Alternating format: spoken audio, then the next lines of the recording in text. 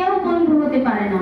আমরা যেখানে যে কর্মে যাই, যে আনন্দের জায়গাতে যাই, সে ক্ষণস্থায়ী মাত্র বন্ধু হয়। কিন্তু আমাদের প্রভু যিশু আমাদের সর্বসময়ের এবং সর্বজীবনের বন্ধু।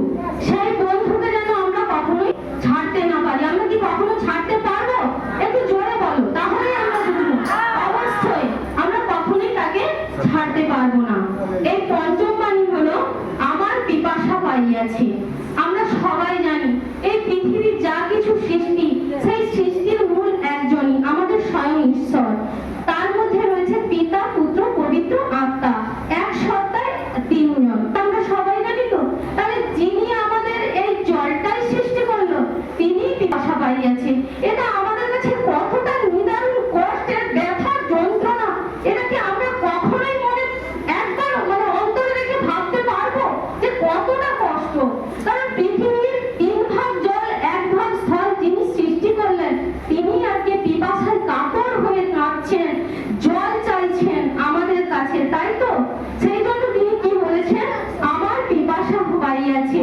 যোহান 19:28, আমি তৃষ্ণার্ত।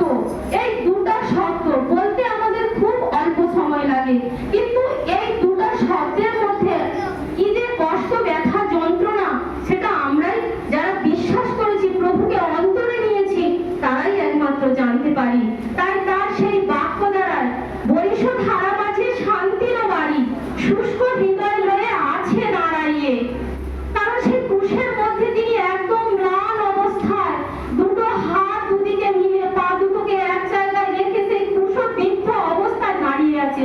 সেই কষ্ট, যন্ত্রণাটা আমরা তার সেই ছবির মাধ্যমে দেখতে পাই, এবং আমরা আমাদের অন্তরটাকে যেন, যখন আমরা দেখি, আমাদের অন্তরটা কেঁদে ওঠে যে কি নিদারুণ কষ্ট তিনি আমাদের জন্য পেয়েছেন, আর কারোরই জন্য নয়। কারণ দাদা ভাইরা আগে বলে গেল, শুধুমাত্র আমাদের পাপের জন্য স্বয়ং ঈশ্বর তাকে অল্প সময়ের জন্য ছেড়ে দিয়ে গিয়েছিল, আমাদের পাপ যাতে সবই নিষ্ফল হয়।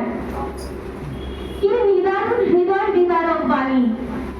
যিনি সবাইকে জীবন জল দিলেন, তিনি থাকিলেন জলবিহীন হয়ে। তিনি সবাইকে, আমাদেরকে সর্বদা সর্বক্ষণ জল দিয়ে যাচ্ছেন, কিন্তু তিনি থাকলেন কি নিদারুণ জলবিহীন হয়ে।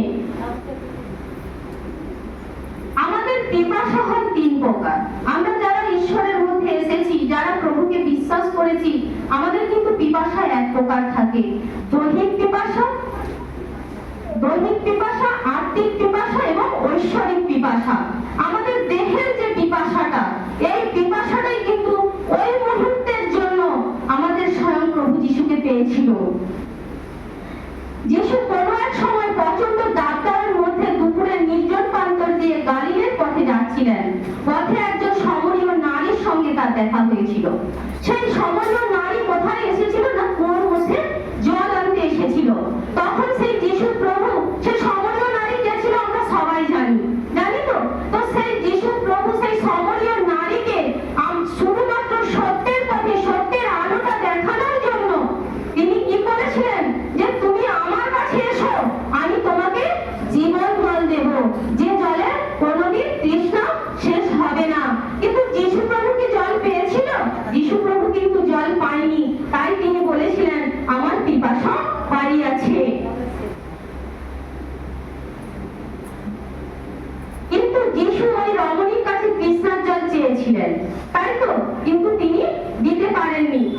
তাহলে সমরিয়া নারী কিন্তু দিতে পারেনি, বা সমরিয়া নারী কিন্তু সেই জলটা পান করে, সেই প্রভুকে বিশ্বাস করে সে কিন্তু জ্যোতির আলো দেখেছিল। আমরা আজকে প্রথমে যখন এখানে এসে বসি, দাদা ভাই আমাদেরকে একটা কথা বলেছিল যে ভোজের দিন একদম গেট পেরিয়ে যায়। তাহলে আজকে আমাদের বিশ্বাসী সন্তানরা কোথায়? তাহলে কি আমরা সেই সমরীয় নারীর আগের ব্যথা যন্ত্রণায় ফিরে যাব? আমরা কি সেইটা চাইবো? আমরা কখনোই সেইটা চাইবো না।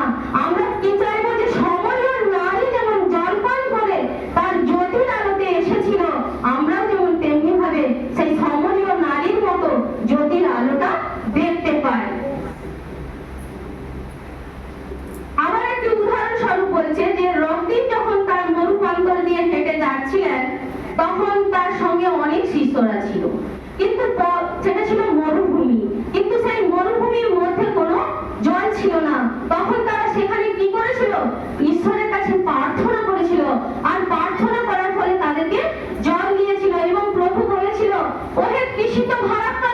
সকল আমার কাছে আইসো, আমি তোমাদেরকে জল দেব।